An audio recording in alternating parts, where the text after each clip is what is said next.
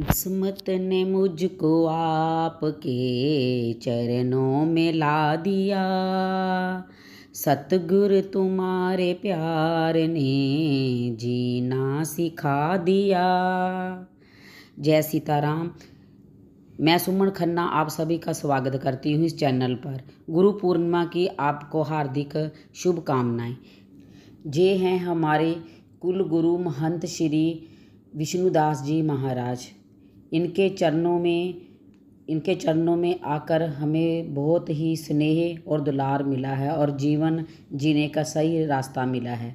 तो गुरु पूर्णिमा के शुभ अवसर पर गुरु महाराज जी ने अपने मुख से जो प्रवचन दिए हैं उनको आप भी सुनिए और अपना जीवन सार्थक कीजिए।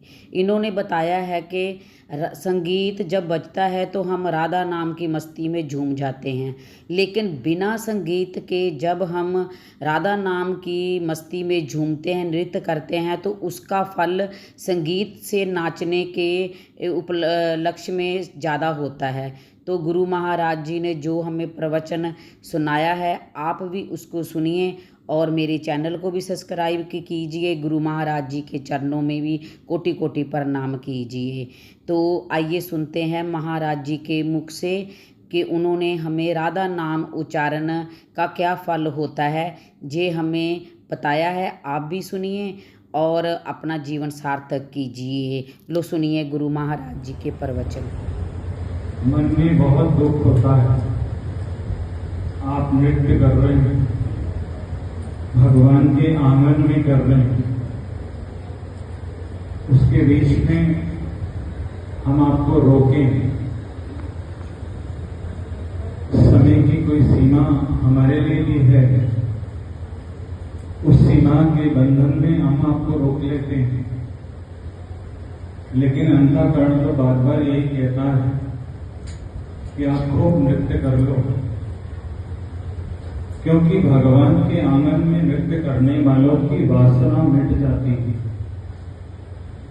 और डीजे पे नृत्य करने वालों की वासना बढ़ जाती है। मन तो नहीं करता था रोकने को, सभी ने बांध दिया हम सबको। दूसरा मयंक दास, और आगे लिखा है रोकी प्रिया। बहुत अच्छी बात है, किसी संत से आप दीक्षित हैं और आप मुझे लगता है किसी वैष्णव से ही दीक्षित हैं। जिन भाषा का आपने उपयोग किया वो कोई वैष्णव ही करता है, पर एक व्यक्ति के दो नाम, इधर मयंक दास उधर रोकी प्रिया, तो ये थोड़ा सा समझ में नहीं है। लेकिन जो पहला नाम है आपका, मैं तो यही कहूंगा आपको एक वैष्णव होने के नाते कि आप मयंक दास लिखें, मयंक दास प्रिया लिखें, ये रोकी शब्द बीच में से हटा दें। जैसा नाम वैसा गुण ये जीवन में आता ही आता है। तो मेरी आपसे यही वो है, मैं शुरू से बैठा यही देख रहा था और यही विचार आ रहा था बार बार, और सबसे पहले व्यक्त भी वही कर दिया। लेकिन पावन पर्व तो गुरु पूर्णिमा का है। दूसरी बात, राधे राधे नाम से आप झूम गए, सब बहुत आनंदित है। लेकिन क्या ये राधे राधे नाम अब गा रहे बिना संगीत के, तो क्या झूमोगे?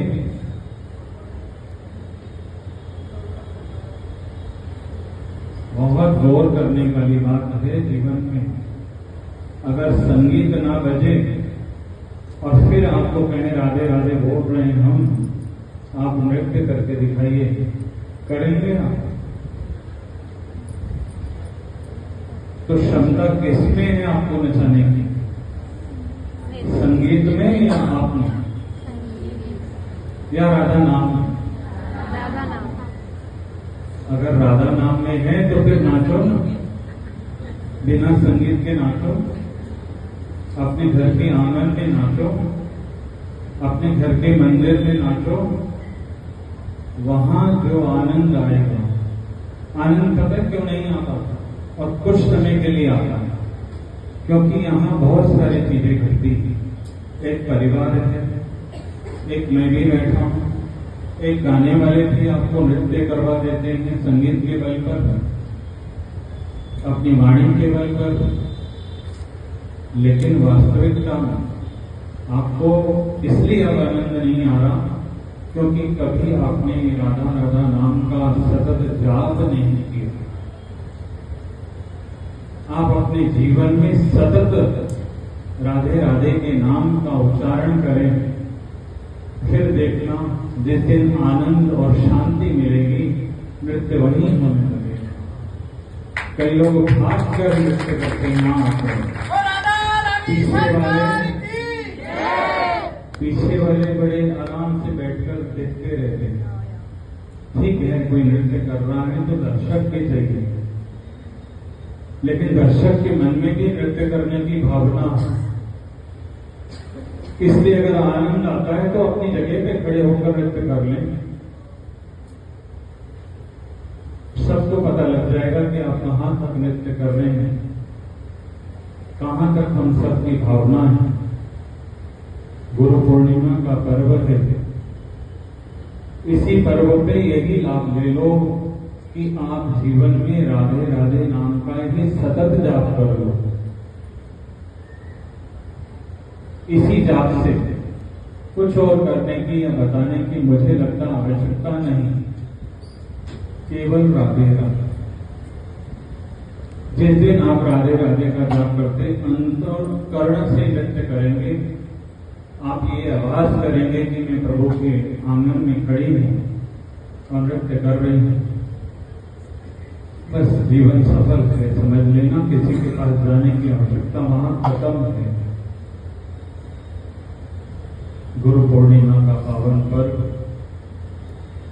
आज यही नहीं, पूरे भारत में नहीं, पूरे विश्व में लोग गुरु पूर्णिमा के पावन अवसर पर या तो संत समागम कराते हैं या भजन संध्या करवाते हैं। अनेक समारोह इस समय चल रहे हैं।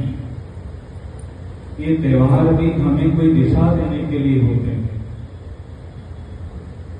कुछ हमें प्रेरणा देते हैं ताकि हमारा जीवन परिवर्तन हो। मैं समझता हूं ये त्योहार भारत में जितने हैं उतने किसी अन्य देश में नहीं। और गुरु पूर्णिमा का पावन पर्व,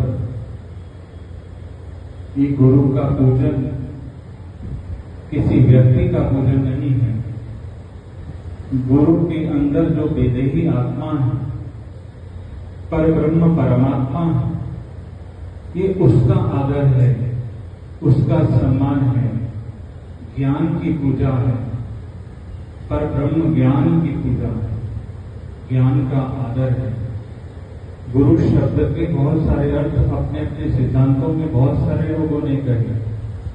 किसी ने कहा गुरु मैंने अंधकार, रूप मैंने प्रकाश, जो अंधकार से प्रकाश की ओर ले जाए वो गुरु। तो किसी ने कहा